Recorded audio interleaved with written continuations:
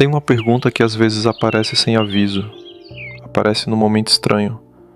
Você tá no banho, tá no carro parado no sinal vermelho, tá lavando a louça com a torneira aberta e de repente, do nada, ela aparece.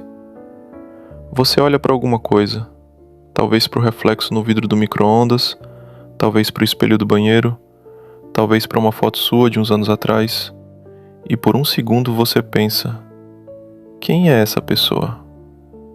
Não no sentido literal. Você sabe que é você. Reconhece o rosto, reconhece o cabelo, reconhece a camisa. Mas tem alguma coisa ali que parece distante. Como se você estivesse olhando para alguém que mora dentro do seu corpo, mas que você não conhece mais tão bem. E aí, sem você pedir, vem outra pergunta. Quando foi que eu sumi de mim? Porque é isso que parece ter acontecido. Você não morreu, você não desistiu, você não passou por nenhuma tragédia visível. Pelo contrário, do lado de fora a vida tá indo. Você trabalha, você paga as contas, você responde mensagens, você cumpre compromissos. Mas em algum lugar, sem você perceber, você se perdeu. E o mais estranho é que não dá pra apontar quando. Não foi numa data, não foi num evento, não foi numa decisão dramática. Foi como o café que esfria.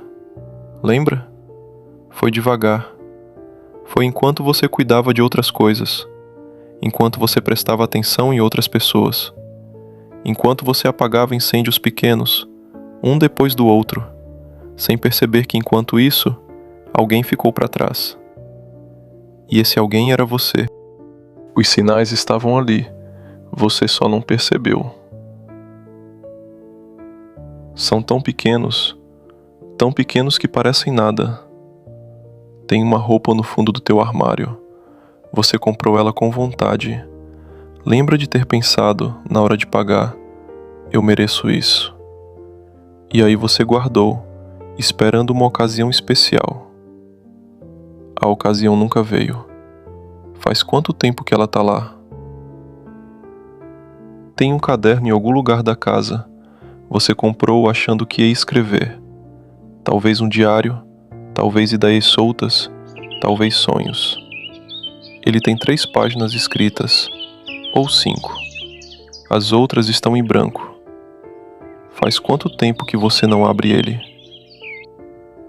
Tem um hobby que você amava: pintar, tocar violão, costurar, jogar bola, dançar, qualquer coisa.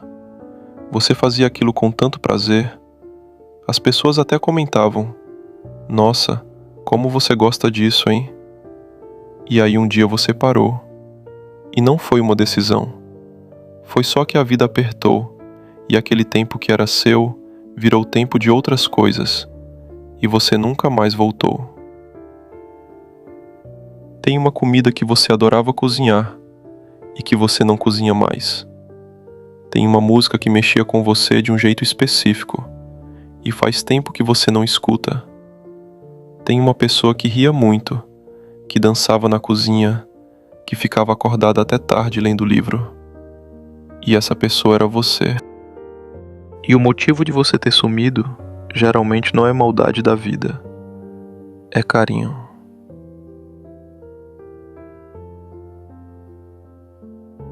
Você ficou tão ocupado cuidando dos outros que se esqueceu de cuidar de você. Cuidou do filho que precisa de você inteiro para crescer. Cuidou do parceiro que estava cansado, que estava ansioso, que precisava de presença. Cuidou da mãe que envelheceu mais rápido do que você esperava. Cuidou dos amigos que ligaram chorando às 11 da noite. E em cada um desses cuidados, você foi tirando um pouquinho de você. Foi devolvendo a noite que era sua. Foi devolvendo a manhã de domingo. Foi adiando o livro, adiando a viagem, adiando o curso, adiando qualquer coisa que fosse só sua. Porque você é uma pessoa boa, e pessoa boa cuida. Mas tem uma coisa que ninguém ensina, e que você também não percebeu. Quando você se esquece de você por muito tempo, você começa a desaparecer para você mesmo. Não é metafísico, é concreto. Você começa a não saber mais o que você gosta, o que você quer, o que te dá vontade. Alguém te pergunta, e você? E você pisca, sem resposta. Porque você passou tantos meses, ou anos, ou décadas, pensando no que os outros queriam, que esqueceu de fazer essa pergunta para dentro. Aí, quando alguém te dá um espaço livre, você fica meio sem saber o que fazer com ele. Porque você se acostumou a ocupar esse espaço com a vida dos outros. Tem um psicólogo suíço chamado Carl Jung que falou muito sobre isso. Ele criou uma palavra meio difícil, individuação. Mas a ideia dela é simples. Para ele, a vida humana tem um movimento natural. A gente nasce sem saber quem é. Vai crescendo dentro das expectativas dos outros, os pais, a escola, a sociedade, a religião, o trabalho. Aprende a ser o que esperam que a gente seja. E isso, no primeiro momento, é necessário. É como a gente se forma. Mas em algum momento da vida adulta, segundo Jung, surge um chamado interno. Uma pergunta silenciosa. Uma vontade meio teimosa de olhar para dentro e perguntar: tudo bem, eu sei o que esperam de mim, mas... e eu? Quem sou eu por baixo de tudo isso? Esse processo de descobrir quem você é por baixo das expectativas, ele chamou de individuação. E ele dizia uma coisa que eu acho linda. Ele dizia: o privilégio de uma vida é tornar-se quem você é. Repara que ele não disse encontrar quem você é, como se tivesse uma pessoa pronta escondida dentro de você, esperando ser descoberta. Ele disse tornar-se. É um movimento, é um caminho, é uma construção. Quem você é não está num lugar para ser achado. Está num caminho para ser percorrido. Talvez você não esteja perdido. Talvez você esteja só no meio do caminho e parou de andar. Tem uma escritora brasileira, Clarice Lispector, que escreveu uma frase que parece feita para esse tema. Ela escreveu: eu sou antes, eu sou quase, eu sou nunca. Lê de novo, devagar. Eu sou antes, eu sou quase, eu sou nunca. A primeira vez que eu li essa frase, eu não entendi. Achei bonita, mas vazia. Aí, anos depois, eu entendi. E eu acho que ela escreveu exatamente sobre isso que a gente está falando agora. Eu sou antes, quer dizer, uma parte de mim já existia, já estava lá, antes de eu virar quem eu virei. Eu sou quase, quer dizer, eu nunca cheguei completamente a ser quem eu poderia ter sido. Sempre faltou alguma coisa. Sempre teve algo que ficou pela metade. Eu sou nunca. Quer dizer, tem partes minhas que nunca foram, que ficaram para trás, que poderiam ter existido e não existiram. E talvez seja isso que dói quando você olha no espelho e sente que sumiu. Não é que você morreu por dentro. É que você é antes, quase e nunca ao mesmo tempo. Cheio de pedaços que não se encontraram. Mas tem uma coisa que Clarice mostra ali que é importante. Ela usa o verbo no presente. Eu sou. Não eu fui. Eu sou. Quer dizer, ainda está acontecendo. Ainda dá tempo. Então, qual é o caminho de volta? Eu não vou te dar uma lista de 5 passos, porque não existem 5 passos. Quem promete 5 passos para reencontrar você mesmo, geralmente está vendendo alguma coisa. O caminho de volta é mais sutil do que isso. Ele começa talvez com uma pergunta pequena. Uma pergunta que parece boba, mas que provavelmente você não faz para si há muito tempo. O que eu queria fazer hoje se ninguém precisasse de mim? Não no sentido grande, não tem que ser uma reviravolta. Pode ser uma coisa pequena. Sentar no parque por meia hora, ouvir uma música velha que você amava, comer uma comida que você não come faz tempo, ligar para uma amiga que você lembra da risada. É tão pequeno que parece pouco, mas é tudo. Porque essas pequenas coisas são pistas. Cada uma delas é um pedacinho seu que sobreviveu, que tá esperando você lembrar. E aí talvez vai aparecer outra pergunta. Quem eu era antes da vida ficar tão ocupada? Não é nostalgia, não é querer voltar a ter 17 anos.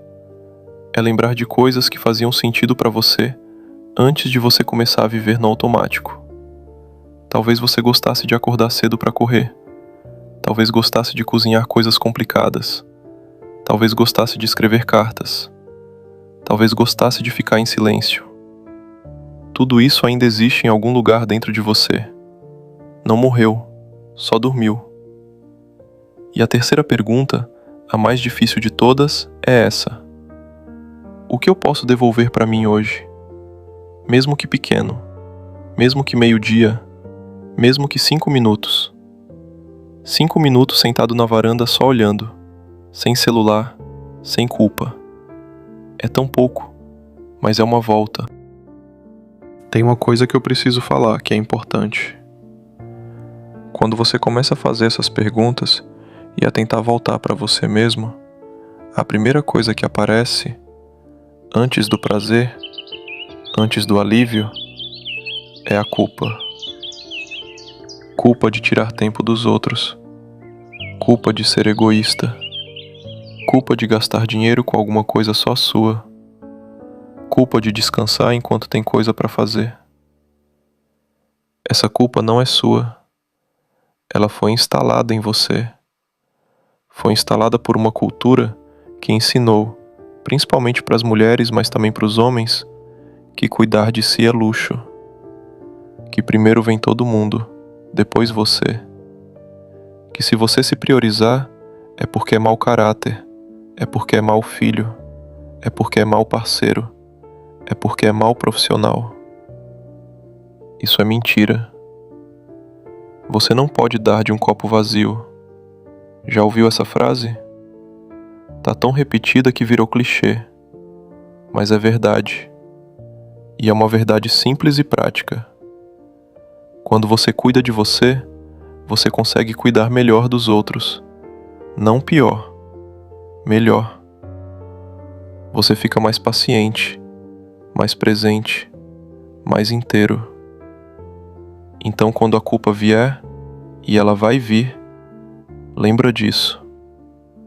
Cuidar de mim não é tirar dos outros, é devolver para eles a versão minha que ainda tá viva.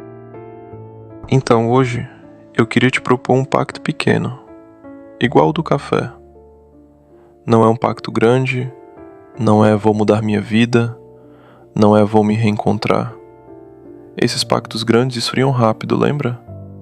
É um pacto pequeno. Hoje, em algum momento do dia, você vai fazer uma pergunta para você mesmo. Uma só. O que eu queria se ninguém estivesse esperando nada de mim agora? E você vai fazer a primeira coisa pequena que vier na cabeça, mesmo que pareça boba, mesmo que dure 5 minutos, mesmo que ninguém saiba. E você não vai sentir culpa. Ou vai sentir e vai fazer assim mesmo.